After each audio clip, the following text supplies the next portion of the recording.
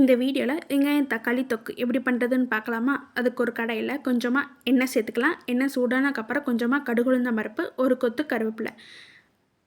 கருவேப்பிலை நல்லா பொரிஞ்சக்கப்புறம் 20 போல் சின்ன வெங்காயம், 4-5 பல் பூண்டு, இது எல்லாத்தையும் குட்டி குட்டியாக நறுக்கி ஆட் பண்ணிக்கலாம்.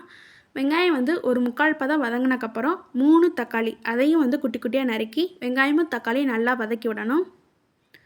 இது நல்லா வதங்கினக்கப்புறம் இதுக்கு தேவையான மசாலா பொருட்கள் சேர்த்துக்கலாம். 1/2 டேபிள் ஸ்பூன் மஞ்சள் தூள், 1 டேபிள் ஸ்பூன் கரம் மசாலா, கொஞ்சமாக பெருங்காயப்பொடி, 1 டேபிள் ஸ்பூன் மிளகாய் பொடி, 1/2 டேபிள் ஸ்பூன் குழம்பு மிளகாய் தூள், இது எல்லாத்தையும் சேர்த்துட்டு உப்பு சேர்த்துட்டு மசாலாவோட பச்சை வாசனை போகிற வரைக்கும் நல்லா வதக்கி விடணும். மசாலா வாட போனக்கப்புறம் இதுக்கு தேவையான அளவு தண்ணி சேர்த்துக்கலாம். நான் ஒரு 3/4 டம்ளர் அளவு தண்ணி சேர்த்துருக்கிறேன். இப்போ தண்ணி நல்லா வற்றி எண்ணெய் பிரிஞ்சு வர வரைக்கும் கொதிக்க விட்டுட்டு கடைசியாக கொத்தமல்லி இலை தூவி ஸ்டவ் ஆஃப் பண்ணிடலாம்.